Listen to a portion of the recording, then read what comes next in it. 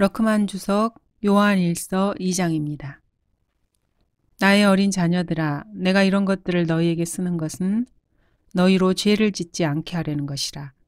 그러나 만일 누가 죄를 지으면 우리에게 아버지와 함께 있는 한 변호인이 있으니 곧 의인이신 예수 그리스도시라. 그는 우리의 죄들을 위한 화목제물이시니 우리뿐만 아니라 온 세상의 죄들을 위한 것이니라.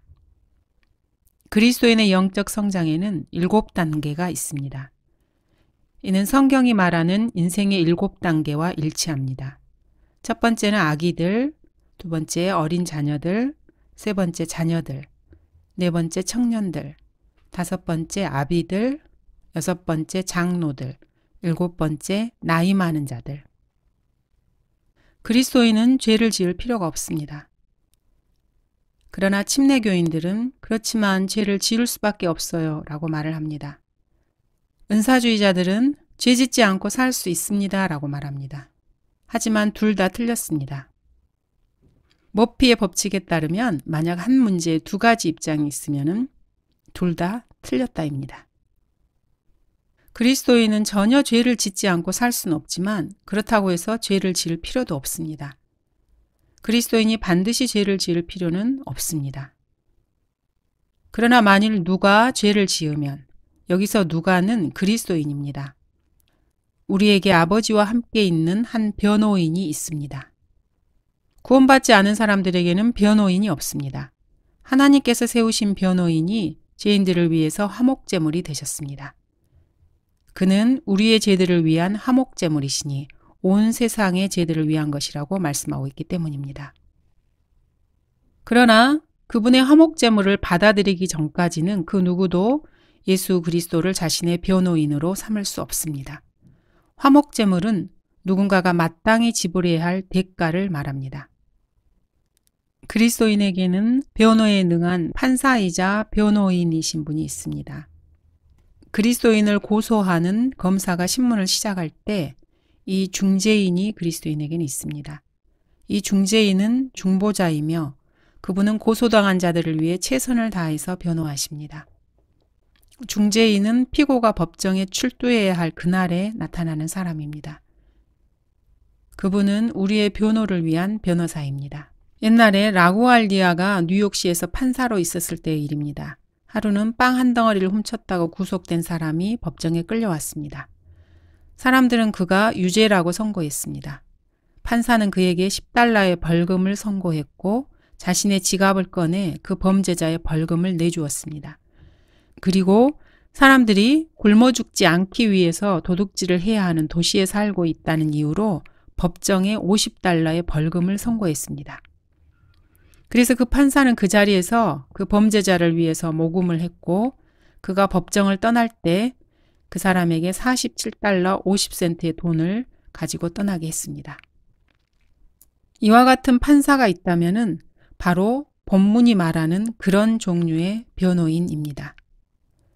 우리에게는 그 판사보다도 훨씬 훌륭한 변호인이 있습니다. 우리의 변호인은 우리 그리스도인들과 관련된 모든 법정 사건들에서 지옥행을 선고하십니다. 그런 다음에 우리의 모든 죄들을 용서해 주시고 우리를 위해서 대신 지옥에까지 다녀오셨습니다. 자비에 자비를 더해 주셨고 영원한 생명을 값없는 선물로 주셨습니다. 지상 삶과 영혼을 대비한 완전한 지침서도 주셨습니다. 여기에 뭔가 부족할까 봐서 그분께서는 우리를 법정에서 내보내실 때 우리와 함께 할 완전하고 무오한 살아있는 위로자 성령을 소개시켜 주셨습니다. 이분이 바로 주 예수 그리스도이십니다. 세상의 그 어떤 종교의 창시자도 죄인의 죄에 대해서 값을 지불해 준 적도 없고 누군가를 위해서 죽어준 적도 없습니다. 사망 이후에 그 누구와도 함께 할 수 없고 성경대로 믿는 사람들에게 그 무엇도 해줄 수 없습니다. 심지어 자기 자신들이 죽는다 해도 다른 사람들에게 단 하나의 죄를 이길 수 있는 능력도 줄 수 없습니다. 화목제물은 성경적 어휘입니다. 이런 용어들에는 구속, 양자됨, 화해, 중생, 거룩하게 됨, 예정, 정가, 의롭게 됨, 죄사함, 구원 등이 있습니다. 구원은 이 모든 용어들을 총망라하는 집합체라고 할 수 있습니다. 현대의 설교자들이 하는 설교라고는 하나님께 그리스도를 위한 선택을 드리라. 그리스도가 삶에 들어오게 해서 다른 사람들과 하나님의 사랑을 나누라. 이런 것 외에는 설교를 하지 못합니다. 그래서 결국 마귀를 포함한 모든 사람을 사랑하는 자가 되게 만듭니다. 그들은 회개나 새로운 출생, 죄들을 위한 피해 속죄 이런 언급은 하지 않고 하나님께서 두 팔 벌려 너를 용서하신다. 그러기 위해서 기다리고 계신다. 이런 식의 설교만을 합니다. 이들이 말하는 구원이라는 것은 보통 사람들이 바로잡히고 스스로 사는 법을 배워서 상황에 따라 대처하고 다른 사람들과 관계를 유지하는 그 정도입니다. 성경적 구원은 전혀 그렇지 않습니다. 그러나 대부분의 설교자들은 이런 것들이 구원인 것처럼 설교를 합니다. 죄인이 구원받을 때 죄인은 첫 번째 구속을 받습니다. 주께서 그를 값을 주시고 사십니다. 두 번째 영적으로 할례를 받습니다. 세 번째 죽었던 영이 다시 살아납니다. 네 번째 불의하지만 법적으로는 의롭다고 선포됩니다. 다섯 번째 하나님의 아들들 중에 하나로 하나님의 가족에 입양됩니다. 여섯 번째 하나님께서는 그의 죄들을 예수님께 전가시키고 예수 그리스도의 의를 그 사람에게 전가시킴으로써 하나님과 화해시키십니다. 일곱 번째 구원받는 순간 그 사람의 최종 운명이 영원히 확정됩니다. 그 사람은 예수 그리스도와 같이 되도록 예정을 받습니다. 여덟 번째, 그 사람의 모든 죄들은 용서되고 하나님께서 사용하시고 축복하실 수 있도록 성별됩니다. 즉 거룩하게 됩니다. 현대에 하는 복음 설교라는 것은 결코 성경에 나오는 구원의 교리를 제대로 설교하는 것이 아닙니다. 성경을 제대로 해석하지도 못하고 바로 적용하지도 못합니다. 누구라도 어떤 죄인이라도 예수 그리스도를 자신의 구주로 영접하면 그때가 바로 그 사람의 인생의 핵심 순간이 됩니다. 구원받는 순간 지상의 번영의 절대적인 최고점이자 그가 휴거될 때까지 다시 도달하지 못하는 승리의 절정에 이르게 됩니다. 죄인이 하나님의 값없는 선물을 받아들이게 되면은 남녀노소, 인종, 종교, 문화와 상관없이 가장 위대한 결정을 한 것입니다. 요즘에는 예수 그리스도를 구주로 믿는 것을 동일한 가치와 중요성을 가진 여러 가지 종교들 중에 하나를 고르는 것으로 평가절하합니다. 이런 일은 비일비재합니다. 그러나 이보다 더 큰 실수는 없습니다. 한 죄인이 구원받을 때 그 죄인에게는 수많은 영적인 역사들이 일어납니다. 하지만 4억의 죄인들이 함께 모여서 온갖 종교들과 유엔의 도움을 받아서 자신들의 노력으로 하늘나라에 가려 한다 해도 그들에게는 어떤 일도 일어나지 않습니다. 성령께서 말씀하시는 바에 따르면은 인간을 지옥으로 보내는 가장 빠른 지름길은 종교입니다. 죄인이 구원받을 때 그 사람은 그 사랑하시는 이 안에서 받아들여집니다. 이것이 최초로 지상에 어머니의 태로부터 태어났던 사람에게는 어려운 문제였습니다. 내가 바르게 행하면 받아들여지지 않겠느냐라고 하나님께서는 그 사람에게 질문하셨습니다. 그 이후 6,000년 동안 인류가 풀지 못하는 문제가 되어 왔습니다. 하나님께서는 그 어떠한 종교나 성사나 종교적인 의식으로도 인간의 죄들에 대한 대가를 지불할 수 없다라고 그렇게 못 받고 계십니다. 피 흘림이 없이는 죄사함이 없기 때문입니다. 갈보리의 십자가 사건 이후로 오직 다음과 같은 조건에 의해서만 죄인들은 하나님께 받아들여질 수 있습니다. 먼저 히브리서입니다. 희생제물과 예물과 번제들과 속죄제는 바라지도 아니하시고 기뻐하지도 아니하신다고 하셨으니 이것들은 율법에 따라 드려진 것이라. 그때 말씀하시기를 오 하나님이여 보소서 주의 뜻을 행하려고 내가 왔나이다 하셨으니 첫 번째 것을 폐하심은 두 번째 것을 세우려 하심이라. 그 뜻에 따라 모든 사람을 위하여 한 번 예수 그리스도의 몸을 드림으로 우리가 거룩하게 된 것이라. 다음은 로마서입니다. 만일 아브라함이 행위로서 의롭게 되었다면 그에게 자랑할 것이 있겠지만 하나님 앞에서는 없느니라. 성경이 무엇이라고 말하고 있느냐? 아브라함이 하나님을 믿었더니 그것이 그에게 의로 여겨졌느니라. 이제 일하는 사람에게는 그 보수가 은혜로 여겨지지 않고 빚으로 여겨지지만 행함이 없어도 불경건한 자를 의롭다 하시는 그분을 믿는 사람에게는 그의 믿음이 의로 여겨지느니라. 교회 시대에는 행함이 없이 예수 그리스도를 믿는 그 사람의 믿음이 의로 여겨지는 것입니다. 또한 이 구원은 하나님으로부터 온 선물입니다. 이러한 조건에 따라서만 죄인들은 하나님께 받아들여질 수 있습니다. 피의 속죄를 이루신 분이 하나님 자신이기 때문입니다. 어떤 죄인이 여기에서 벗어나 이러한 성경적 진리를 거부하게 되면 그 사람에게는 더 이상 죄들을 해결할 수 있는 길이 없고 용서받을 수 있는 길도 없습니다. 이 죄는 죄인이 그의 창조주께서 그에게 영원한 생명을 주시려고 이루신 일을 거절하는 행위입니다. 죄인은 이를 경시하는 대가로 스스로 그 대가를 치러야 합니다. 그것은 영원한 사망입니다. 세상의 그 어떠한 종교도 하나님께서 이루신 이 구원과 관련된 일에 비교할 만한 것은 없습니다. 그 어떠한 종교인도 자신들이 구원받을 수 있는 길이 다른 누군가가 자신을 위해 죽어주는 것이라는 것을 믿지 않습니다. 세상 종교 지도자들, 창시자들이 한 일이라는 것은 예수 그리스도께서 거짓말장이라는 것을 증명하려고 하는 것뿐입니다. 성경은 이렇게 말씀하십니다.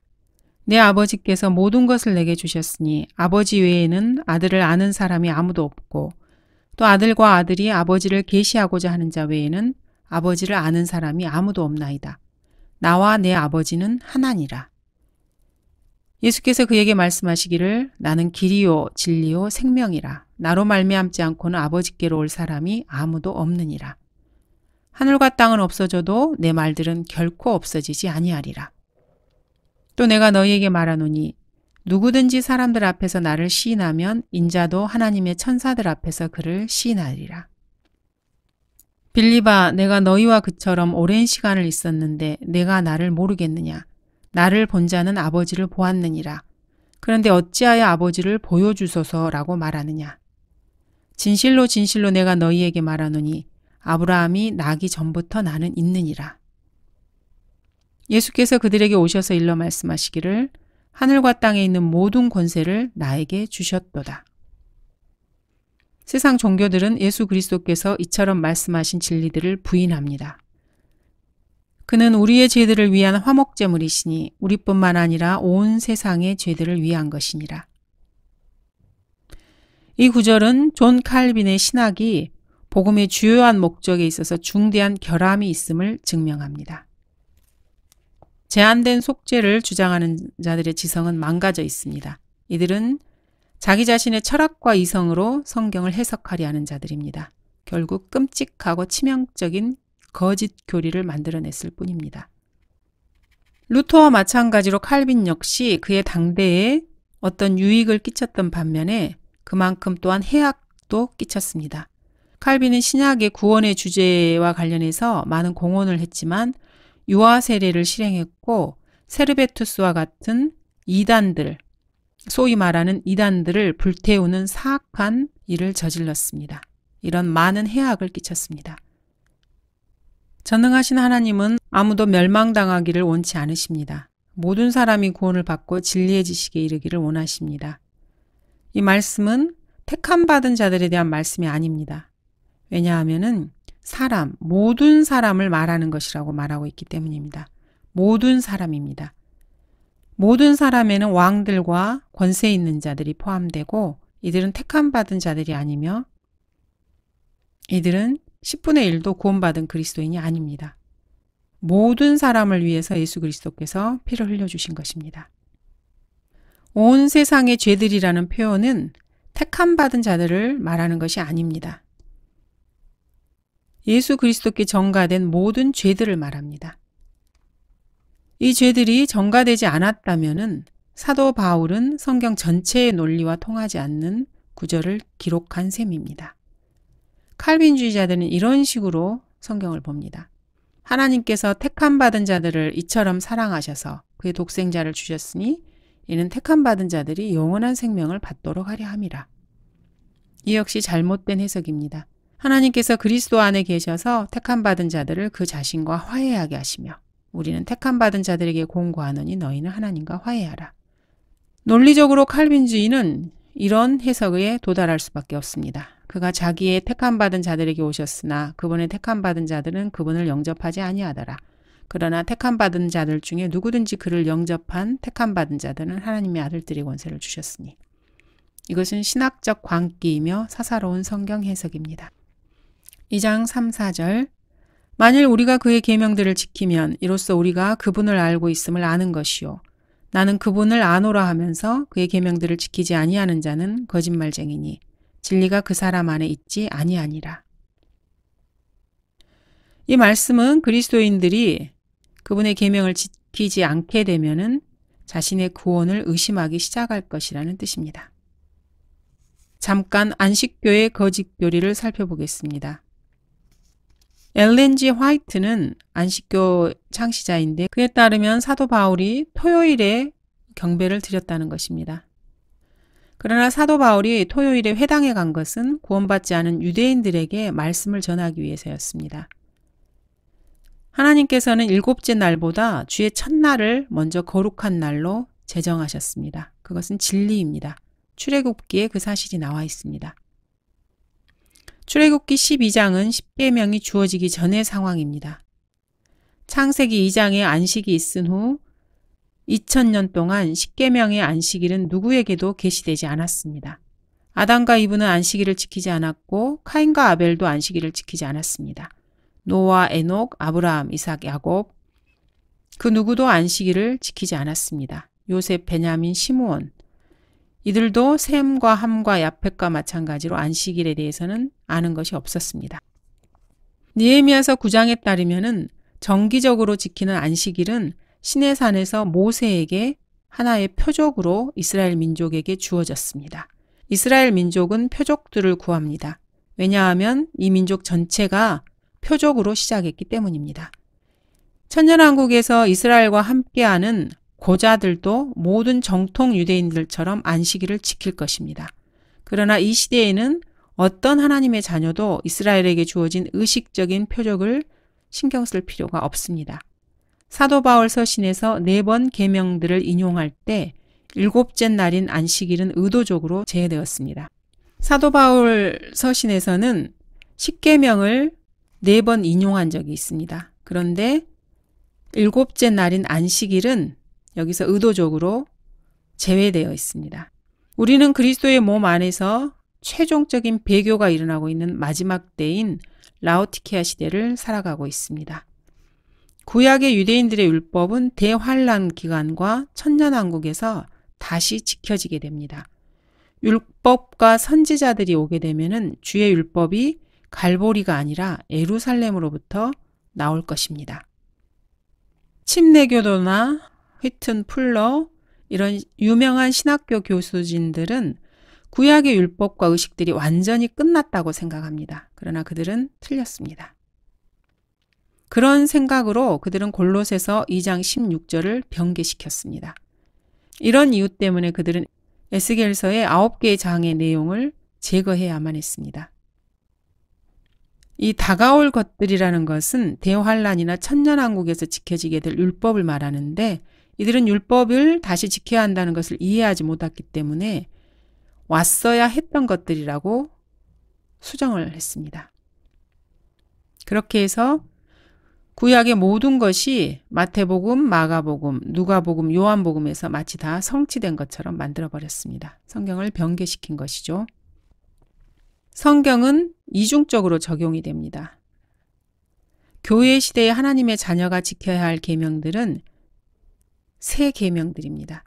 교회 시대에 그리스도인들이 지켜야 할 계명들은 다음과 같습니다. 요한일서 23장 그의 계명은 이것이니 우리가 그의 아들 예수 그리스도의 이름을 믿고 그가 우리에게 주신 계명대로 서로 사랑하라는 것이라. 그의 계명들을 지키는 사람은 그분 안에 거하고 그분은 그 사람 안에 거하시느니라. 이로써 우리에게 주신 성령에 의하여 우리는 그분이 우리 안에 거하시는 것을 아느니라. 다음은 요한복음 13장입니다. 내가 새 계명을 너희에게 주노니 이는 너희가 서로 사랑하라는 것이라. 내가 너희를 사랑한 것 같이 너희도 서로 사랑하라. 14장에도 있습니다. 나의 계명들을 가지고 그것들을 지키는 사람은 나를 사랑하는 사람이니 나를 사랑하는 사람은 나의 아버지께 사랑을 받으리라. 또 나도 그를 사랑하여 그 사람에게 나 자신을 나타내리라고 하시더라. 이것이 교회 시대의 하나님의 자녀들이 지켜야 할 계명들입니다. 요한일서에는 세 번째로 새 계명이 나옵니다. 요한일서 4장 21절에 보면은 이것이 우리가 그분께 받은 계명이니 하나님을 사랑하는 자는 자기 형제도 사랑해야 하느니라. 여기서는 대환란의 상황으로 들어가고 있습니다. 대환란 기간에는 안식일에 피난하는 일, 즉 flying에 대해서 경고를 하고 있습니다. 말라키 4장에서는 모세를 기억하라고 경고하십니다. 대환란에서는 어린 양의 노래뿐만 아니라 모세의 노래도 불러야 합니다. 일반 서신에서는 믿음뿐만 아니라 행위의 체계가 자주 나타납니다. 이것이 우리가 요한의 서신들과 다른 일반 서신들에 대해서 좀 주의해야 할 부분입니다. 신학교 교수들은 이러한 진리를 바로 보지 못했습니다. 스코필드는 이렇게 말했습니다. 배교에는 치료책이 없고 심판만이 예비되어 있을 뿐이다. 문제는 영어 킹제임스 성경과 한글 킹제임스 성경을 있는 그대로 믿는 뛰어난 성경 교사나 성경학자가 없다는 점입니다. 하나님의 말씀을 가르침으로써 자신의 생계를 유지하는 자들은 성경을 믿지도 않으면서 성경을 사용합니다. 이들은 한글 킹제임스 성경을 살아계신 하나님의 살아있는 말씀으로 알고 존귀히 여기지 않습니다. 따라서 성령께서도 이들에게 미래에 대한 진리의 예언을 깨닫게 하시는데 조명을 주시지 않습니다. 지속적으로 거짓말을 하는 이들을 하나님께서는 신뢰하지 못할 자들로 취급하십니다. 그들은 영어 킹제임스 성경, 한글 킹제임스 성경을 최종 권위로 믿지 않으면서 믿는 채 하면서 돈을 법니다. 거짓말을 하면서 먹고 사는 자들입니다. 성경은 이중적으로 적용이 됩니다. 이것이 바로 모든 성경 변개자들을 파괴시키는 진리입니다. 히브리서나 사도행전 등은 이방인들에 해당하는 두 번의 불러내심이 있다는 것을 보여주고 있습니다. 바울은 천년왕국에서 있을 두 번째 부르심을 첫 번째 부르심에 적용하고 있습니다. 이런 것 때문에 자신의 종교적 배경으로 성경을 바꾸는 습성을 지닌 자들은 이해하지 못하고 지성이 혼잡게 되는 것입니다. 바울은 지상의 그 어떠한 그리스도인에게도 구약적 의미의 계명에서 그분의 계명들을 지키라고 말한 적이 없습니다. 이들은 요한 일서를 포함한 일반 서신에서 나와 있는 계명을 지키지 않으면 기름 부음을 잃어버릴 수 있다. 혹은 내주하시는 그리스도를 잃어버릴 수도 있다. 라는 그런 표현들을 보고는 봐, 내가 전에 말했지? 구원받은 그리스도인도 은혜에서 떨어져 나가 지옥에 갈 수 있어. 이런 식으로 말을 합니다. 그러나 틀렸습니다. 하나님께서는 성경을 변개시키는 자들의 지성을 망가뜨리십니다. 4절 그의 계명을 지키지 아니하는 자는 거짓말쟁이니 진리가 그 사람 안에 있지 아니하니라. 다음 구절과 비교해 보시기 바랍니다. 우리는 그분을 거짓말쟁이로 만드는 것이요 그분의 말씀이 우리 안에 있지 아니하니라. 요한은 여기서 10절에 우리라는 대명사를 썼습니다. 이는 자기 자신이 예수 그리스도의 형상과 일치되도록 예정받고 나서 그분을 잃어버릴 수 있다고 말하는 것이 될 수도 있습니다. 요한 1서 2장 5절부터입니다. 누구든지 그의 말씀을 지키는 자는 하나님의 사랑이 참으로 그 사람 안에서 온전해지니 이로써 우리가 그분 안에 있음을 아느니라. 그분 안에 거한다고 말하는 자는 그가 행하신 대로 자기도 행해야 하느니라. 형제들아, 내가 너희에게 쓰는 것은 새 계명이 아니라 처음부터 너희가 가졌던 옛 계명이라. 이 옛 계명은 너희가 처음부터 들었던 말씀이니라. 사도 요한은 소재를 The Word, 말씀인 예수 그리스도에서 그의 말씀으로 바꾸고 있습니다. 이는 앞에서 말했던 진리와 연결되며 예수 그리스도를 말하는 것이 아닙니다. 요한은 구원이 아니라 구원의 보장에 대해서 말하고 있습니다. 이로써 우리가 그분 안에 있음을 아느니라고 말하고 있기 때문입니다. 이로써 우리가 그분 안에 있음을 아느니라는 이 구절을 다음 구절들과 함께 비교해 보도록 하겠습니다. 요한일서 2장 25절 그가 우리에게 약속하신 약속이 이것이니 곧 영원한 생명이니라. 3장 2절 사랑하는 자들아 이제는 우리가 하나님의 아들들이라. 우리가 어떻게 될 것인지는 아직 나타나지 아니하였으나 그가 나타나시면 우리가 그와 같이 되리라는 것을 아노니 이는 우리가 그분 그대로 그분을 볼 것이기 때문이라. 우리가 예수님 그대로 예수님을 보게 됩니다. 우리가 사망으로부터 생명으로 옮겨간 것을 아노니 이는 우리가 형제들을 사랑하기 때문이라. 자기 형제를 사랑하지 않는 자는 사망 안에 거하느니라. 이로써 우리가 진리에 속한 줄 알고 또 그분 앞에서 우리의 마음을 확고히 하리라.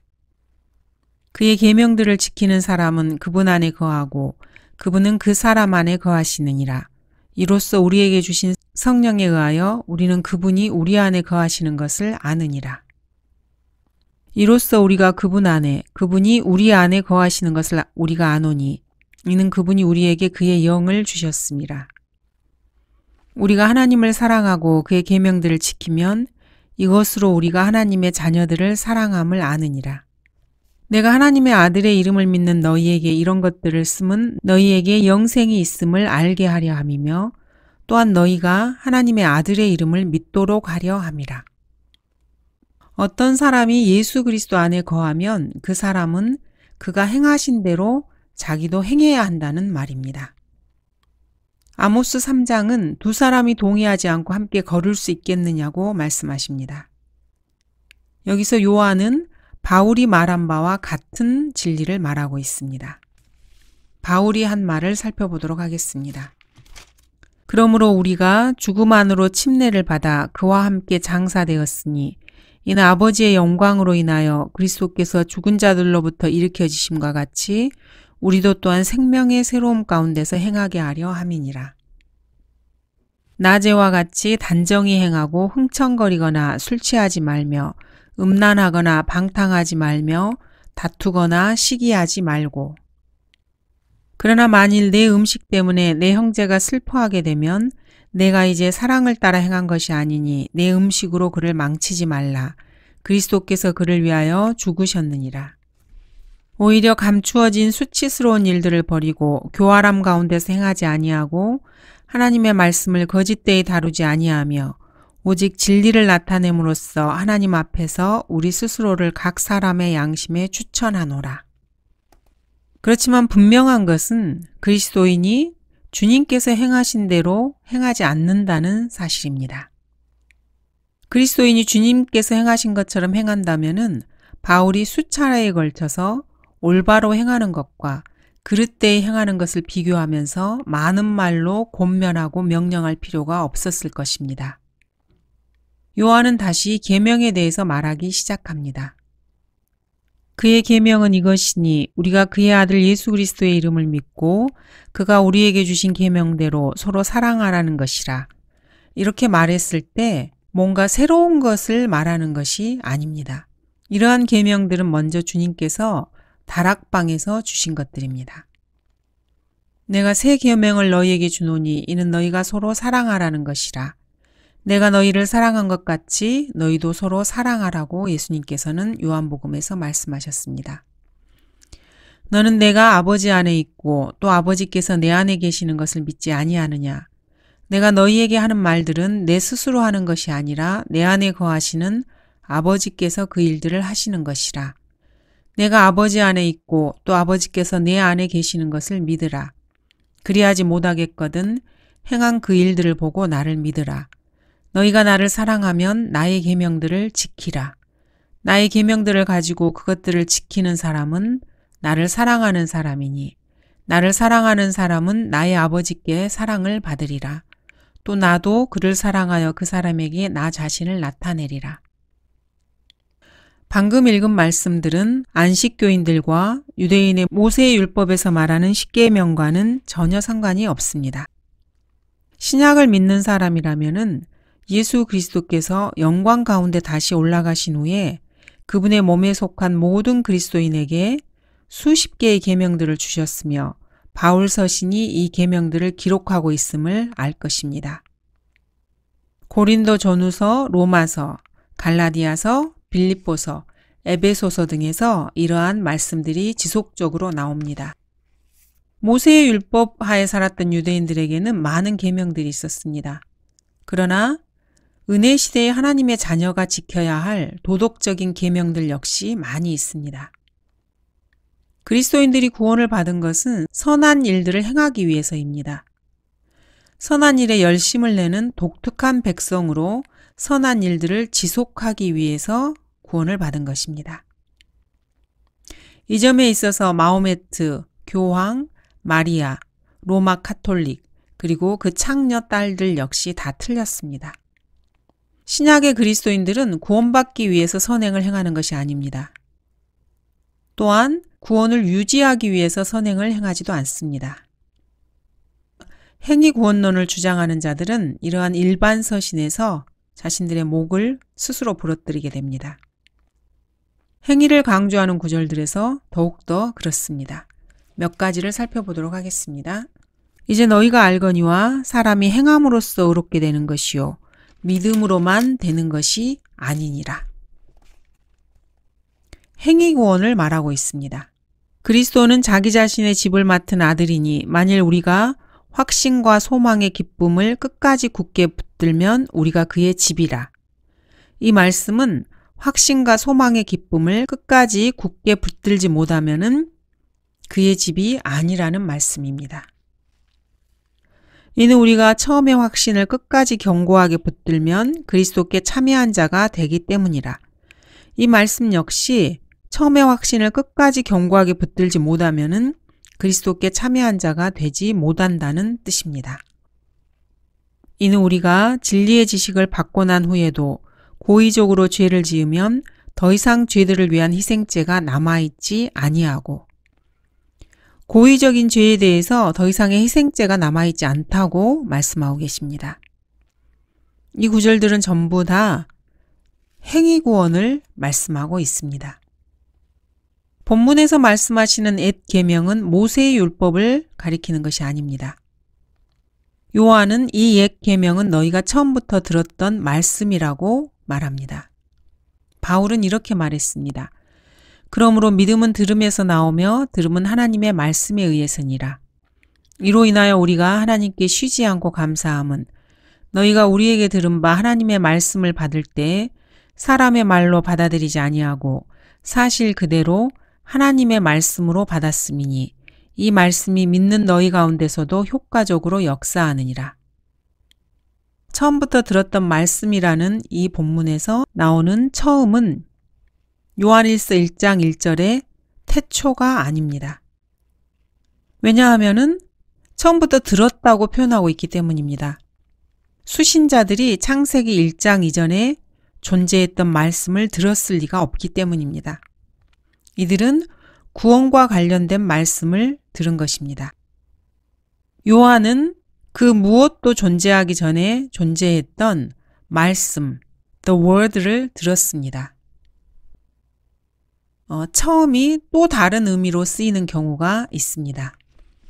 요한복음 6장을 보겠습니다. 6장 64절입니다. 그러나 너희 중에는 믿지 아니하는 자들도 있느니라고 하시니 이는 예수께서 믿지 아니한 자들이 누구며 자기를 배반할 자가 누구인지 처음부터 아셨습니다. 여기에서 나오는 처음은 창세기 1장 1절이 아니라 마태복음 10장입니다. 카나안인 시몬과 유다 이스카리옷이니 그는 주를 배반한 자더라. 예수님께서는 이들을 택하셨을 때부터 누가 예수님을 배반할지 알았습니다. 그래서 처음부터 아셨다는 말은 이들을 택하셨을 때를 말하는 것입니다. 칼빈은 성경에 나오는 모든 태초나 처음 이런 것들이 나오면 무조건 역사 전을 생각하는 버릇이 있습니다. 즉 택함받은 자들이 존재하기도 전에 구원받는 것에 대한 구절들로 모두 해석해버립니다. 예를 들어서 데살로니가 후서 2장 13절에 있는 처음은 데살로니가인들이 진리를 처음 들었을 때를 말합니다. 사도행전 11장에 나오는 처음도 칼빈이 생각하는 태초가 아닙니다. 여러 구절들에서 이런 구절들이 있습니다. 칼빈은 처음이나 태초라는 말이 나오면 무조건 창세기 1장 1절 이전을 생각하는 것입니다.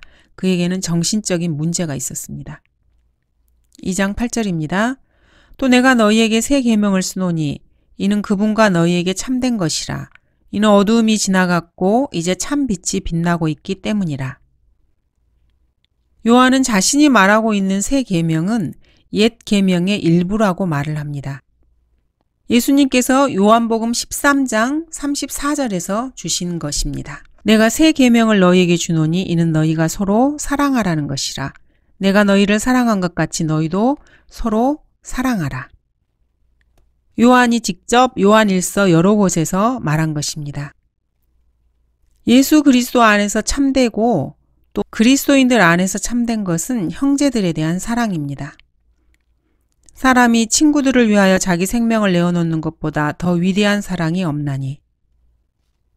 주석가들은 이 말씀을 예수 그리스도께서 대환란 기간 동안 가난으로 고통을 받을 유대인들에 대한 사랑과 관심을 말씀하는 구절들과 연결을 시킵니다. 가난하고 궁핍한 유대인들에 대해서는 야고보서 여러 곳에서 크게 강조하고 있습니다. 성경에서 부자는 저주를 받고 가난한 자는 구원받게 된다는 것을 암시하는 구절들이 아주 많이 나옵니다. 대표적인 것이 누가복음 16장에 나오는 부자와 나사로의 관한 이야기입니다. 몇 구절만 보도록 하겠습니다. 가난한 자를 불쌍히 여기는 자는 주께 빌려드리는 것이니 그가 베푼 것을 주께서 그에게 다시 갚아주시리라. 자기 재산을 늘리려고 가난한 자를 억압하는 자와 부자에게 주는 자는 반드시 가난하게 되리라. 그의 자녀들이 가난한 자를 기쁘게 하려고 애쓰겠고 가난한 자의 손이 그들의 재물을 되찾으리라. 가난한 자들이 다시 회복되는 것을 말씀하고 있습니다. 가난한 자를 의로 판단하며 세상의 온유한 자를 위해서는 정직으로 책망하리라. 궁핍한 자가 항상 잊혀지는 것이 아니며 가난한 자의 기대가 영원히 없어지지 않으리라. 가난한 자의 놀림과 궁핍한 자의 탄식 때문에 이제 내가 일어서리라. 내가 그를 비웃는 자로부터 그를 안전한 곳에 두리라. 대환란 때 가난한 자들이 박해를 받는 것에 대해서 예수님께서 재림으로 갚아주시는 것을 말씀하고 있습니다. 이렇게 성경에는 가난한 자가 구원을 받게 되고 부자가 저주를 받는다는 수많은 구절들이 있습니다. 수많은 구절들에서 가난하고 궁핍한 자들을 다루고 있습니다. 그리고 적그리스도가 가난한 자들에게 고통을 주는 것과 형제들의 반응을 다루고 있습니다. 이는 유엔이 심판을 받는 근거가 됩니다. 야고보서에서는 부자들은 모두 저주를 받고 가난한 사람들은 모두 구원을 받습니다. 부자와 나사로가 나오는 누가복음 16장도 마찬가지입니다.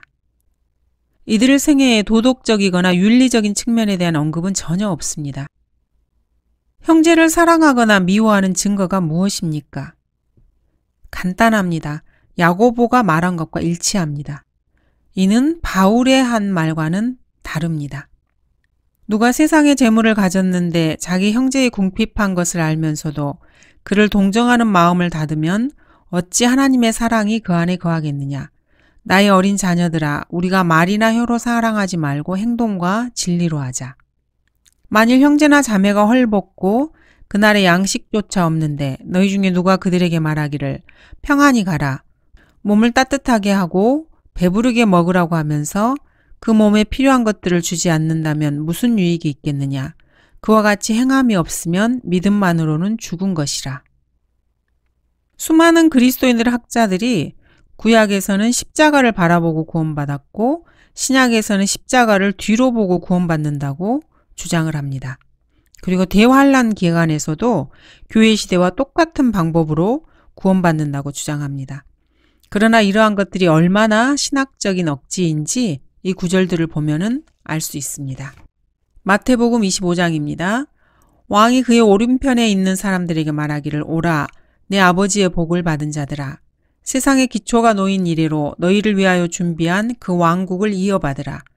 이는 내가 굶주렸을 때 너희가 먹을 것을 주었으며 내가 목마를 때 마실 것을 주었고 내가 나그네였을 때 대접하였고 또 내가 헐벗었을 때 입혀주었으며 내가 병들었을 때 문안해 주었고 내가 감옥에 갇혔을 때 찾아와 주었음이라 하리라. 그러나 왕이 대답하여 그들에게 말하기를 진실로 내가 너희에게 말하노니 여기 내 형제 가운데 가장 작은 자 하나에게 한 것이 곧 나에게 한 것이니라 하니라. 이 구절은 결코 신약 교회 시대에 은혜로 말미암는 구원을 말하고 있지 않습니다. 그렇게 생각한다면 뭔가 단단히 잘못된 사람입니다. 요한의 서신을 여는 열쇠는 바로 이중 적용입니다. 교리적이지 않은 적용과 교리적인 적용입니다. 교리적인 적용은 대환란 성도들에게 해당됩니다. 요한 서신은 교리적으로 대환란 성도들에게 적용되는 구절들입니다. 잘하였도다 착하고 신실한 배교자여. 히로시마 폭격을 뒷마당 바베큐 파티처럼 보이게 할 그리스도의 심판석의 불시험에 들어가도록 하라.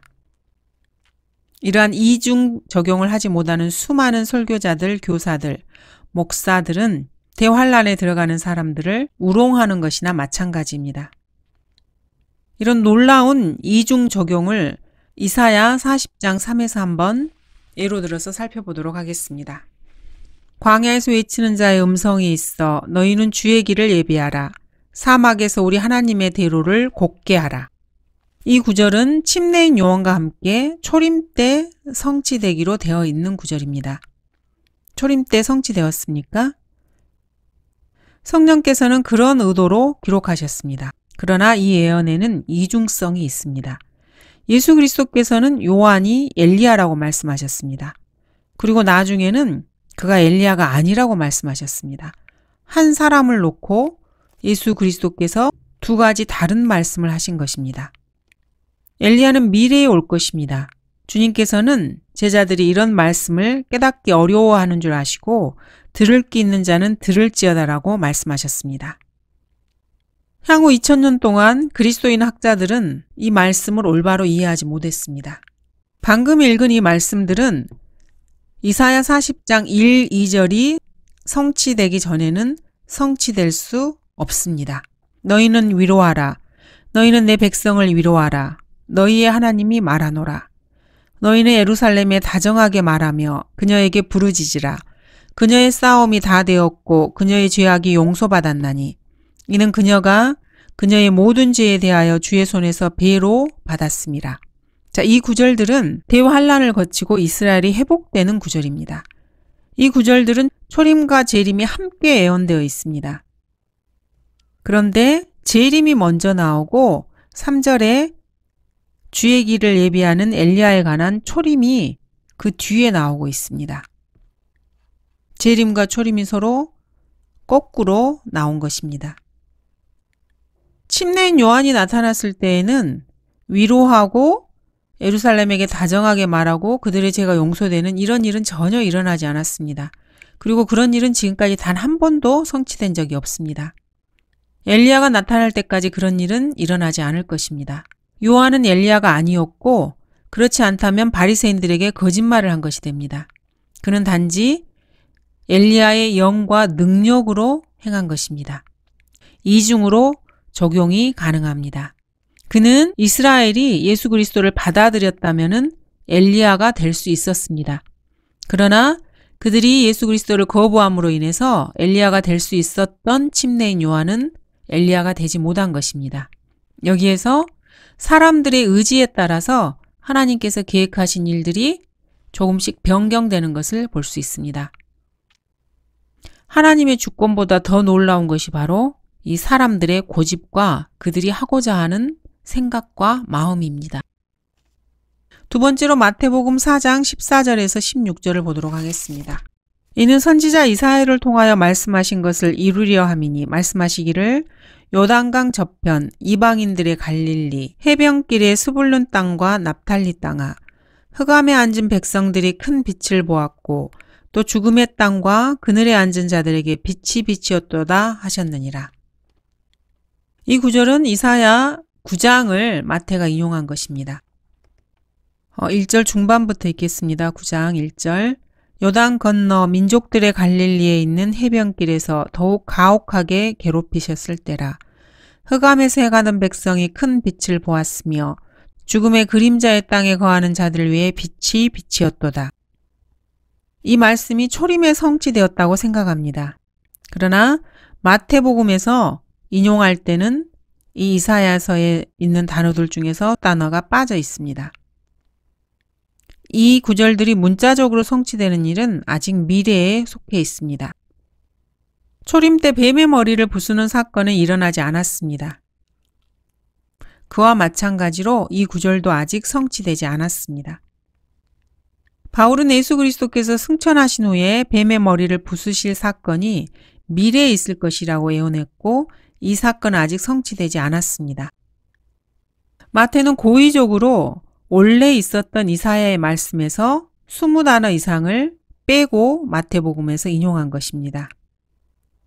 예수님께서도 이런 식으로 말씀을 인용하셨습니다. 한 문장을 두 부분으로 나누어서 10단어 이상의 단어들이 없는 것처럼 인용하지 않으신 것입니다.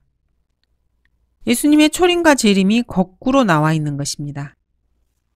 감사합니다.